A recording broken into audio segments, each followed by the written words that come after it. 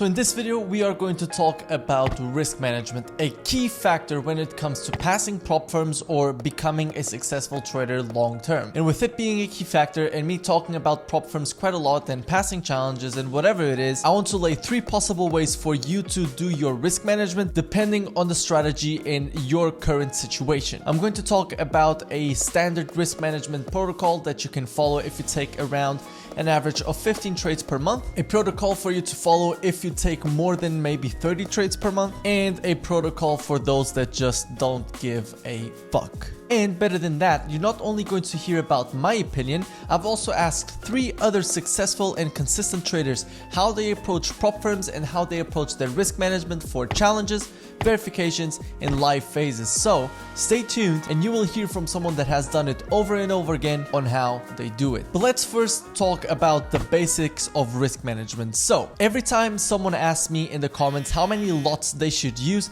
I know that they're asking the wrong question, because when you're talking about challenges, you don't think about lot sizes, you think about risk percentage. Instead of asking how many lots should I use, you need to ask yourself how much percentage do I risk per trade. The number of lots is then going to be determined by the amount of your stop loss and how much you are risking. And then you can easily go to a lot size calculator. I personally use MyFXBook and the Trade Assistant directly on MT4 and MT5 in order to calculate my lot sizes. I just know how much I want to risk, how big my stop loss is going to be, and it tells me how many lots I should use. So for this video, I want you to have 2 concepts in mind. 1, risk percentage, and 1, capital exposure per month. How do you calculate capital exposure per month? Well, you multiply the number of trades that you have on average per month by the risk that you have. So for example, me that has maybe an average of 15 trades per month, if I'm risking 1%, I have a capital exposure of 15%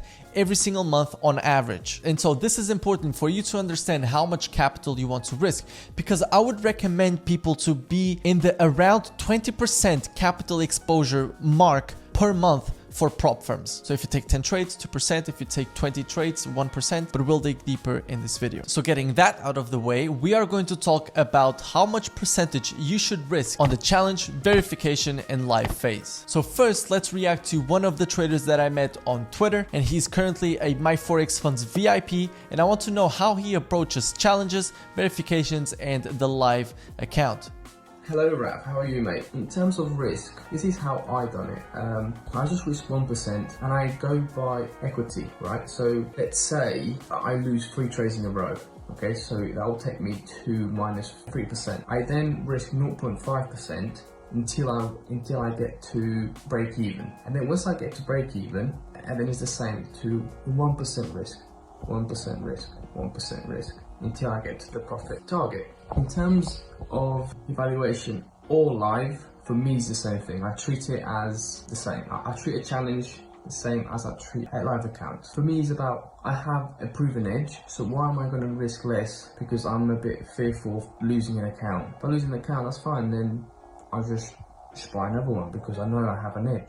Now, one thing I want to stress here is that these are my personal recommendations and what I follow for my challenges. I'm basically giving you 3 options, but what you have to do is take an idea from all of these 3 and then adapt it to your strategy, to your needs, number of trades you take, how aggressive you want to be, if you don't care about losing it, if you only care about winning it. Let me also tell you, you are not always going to win. Every trader that I know that is now successful, they have blown accounts, they have not passed challenges, they have gotten retries, they have passed challenges because they know that this is a long-term game. So let's get all that out of the way and let's start with a standard protocol. So standard protocol, in my opinion, is risking 1% in the first phase, 1% in the second phase, and 0.5 in the live phase. Like this, you give yourself a lot of breathing room for the 30 days for you to go through a little bit of drawdown, get to the profit, not blow the account through the daily drawdown rule, which you can check the EA in the description that will limit your daily drawdown. This is going to be for most traders, for people that want to try their first challenge, for people that take an average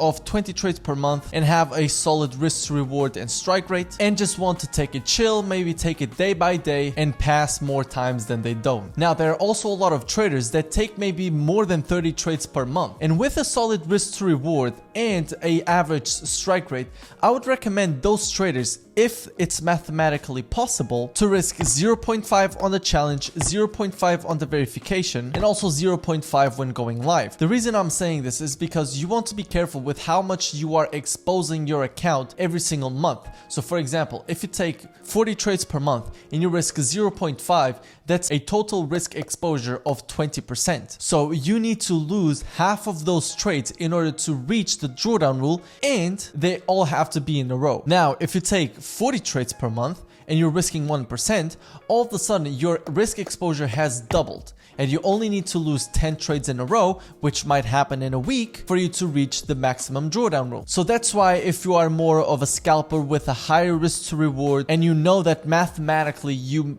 average maybe 20 R per month, I would go for 0.5, even though I recommend this to a small percentage of people, because at the end, you would maybe have to bump up your risk in order to get to the profit target. So this is why I'm saying that this is an idea and you need to cater this to you. Now, there are also people that trade less than 10 trades per month, where they focus on the higher probability trades. They want to have a high strike rate, maybe not even that big of a risk to reward, but they just want to have that consistent equity curve going up. And for those people that don't have much capital exposure, they don't have much trade exposure, I would even recommend going for 2% per trade. And again, this is if you are trading less than 10 trades per month, because you will only have a capital exposure of 20% in 1 month. So you would have to lose your 5 first trades in the month in a row. And then for the verification, since you have double the time, you can decide here if you go for 1 or 2%. So ask yourself this: how many trades do I take on average per month? Okay, 15. So how much can I risk per month that doesn't make me breach the drawdown rule, but still makes it mathematically possible for me to pass the challenge? There's also another thing that I do, which is after the 3rd week of the challenge, I bump up my risk 2 times. So if I'm risking 1%, I'm risking 2. And if I'm risking 0.5, I start risking 1. But, and this is an important part, I only do that if I am either 4% in profit or 4% in drawdown. If I'm in profit, what I do in the last week is I do my best in order to pass the challenge in that last week by bumping up the risk without going below the starting balance. Because if I take 2 losses, that's fine, I stop trading and I wait for a retry. It's free. Think about this. You need to play with the numbers in order to get the highest amount of retries, so you let variance play out and for you to pass. If I'm 4% in drawdown, I also bump up my risk 2 times in order to either get above break even or actually try to hit the target. But this you will know for your strategy if there's a possible for you in 1 week to achieve. In the case of my Forex funds, it would be 12% in a week, which would be 6R, because you would be risking 2 times, 2%. But if you want to play it safe, what I would do is bump up the risk 2 times, and once you pass the break-even mark, stop and wait for a retry. Now, please don't put words into my mouth. What I'm saying is I only do this in the last week. I am not gambling my account in the 1st, 2nd, 3rd, and even sometimes in the beginning of the 4th. I'm very careful with the trades that I'm picking, the risk management that I'm using, in order to give myself the highest chances of success. Now, for this last one, I want to bring in Omar too, in order for you to understand that there's a whole nother level to prop firms. But let's get into it. When it comes to funding challenges, the way I personally approach it is going to be different than most people. It's going to be pretty much primarily based on about a 2% risk per trade. Now, I know some people are going to think that's really aggressive, but again, I'm not trying to go ahead and consistently do these challenges and take, like, let's say a whole month to do them. So that's kind of why I have that approach. But again, I'm not scalping. It's gonna when I'm doing the challenges, I'm going to be focused on big picture plays which have a high R multiple, and then do that for phase 1. Then for phase 2, essentially kind of just lower the risk, about back to 1%, because you only need 4%. And obviously for the funding account, that's when I'll go anywhere between 0.5 to 1%, depending on the trade setup. Also depending on how much equity I have built up in the account. So obviously as you build up a little bit more, then maybe you can start risking a little bit more percentage, because now you have a little bit of a wiggle room.